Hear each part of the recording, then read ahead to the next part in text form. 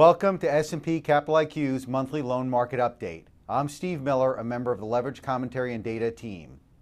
Over the next few minutes, we'll review recent market trends. In preview, surging CLO issuance bolstered loan demand in March. As a result, prices stabilized after February's slight pullback. Before we dive into our usual monthly overview, a review of first quarter issuance. The big story of early 2014 was robust M&A-related volume, which ticked up to a post-credit crunch high of $62 billion in the first quarter. That, in turn, lifted total leverage loan activity to $162 billion from a 15-month low of $127 billion during the final 3 months of 2013. In the institutional segment, volume was up more significantly still to $127 billion from $89 billion. This sequential increase notwithstanding, year-over-year activity was down 14% overall and 15% among institutional loans in the first quarter as refinancing volume waned. Getting back to March's action, loan prices drifted sideways after easing in February. As a result, S&P LSTA index returns improved to 0.33% in March from a 6-month low of 0.18% the prior month. For the first quarter as a whole, loans posted a 1.2% gain. Better tone in March was a direct result of CLO issuance, which popped to a post-2007 high of $11 billion. This offset declining retail flows. Supply failed to keep pace.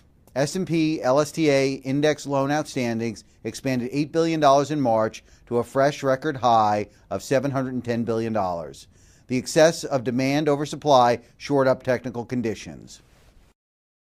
New issue clearing yields, as a result, tightened in March to the low end of their recent range. As well, covenant-light loans remain the dominant way to structure institutional paper, accounting for roughly 3/5 of March volume. Investors, however, did win a few battles. The average soft call period, for instance, expanded to 10 months from 8 months in February. Switching gears, Energy Future Holdings, the issuer formerly known as TXU, managed to avoid bankruptcy yet again in March. As a result, the loan default rate dropped to a 16-month low of 1.2% from 1.9% in February. Managers are constructive on the near-term outlook. On average, they expect the rate to drift up to 1.9% by year-end, according to LCD's most recent buy-side survey from mid-March. That would put it more than a point inside the historical average. Of course, that is outside Energy Futures' likely bankruptcy, which will drive up the rate significantly on its own. Looking ahead, most players expect the market to remain relatively in balance in the coming months. M&A activity appears to be holding in its recent range, and on the other side of the ledger, the CLO pipeline is still robust, even as retail flows continue to taper off. That brings us to the end of our overview. For more information on the loan market, you can check in with us on the web or via LinkedIn, Twitter, or Facebook. The links for each is listed in the description of this video below. You can also download this presentation at slideshare.net.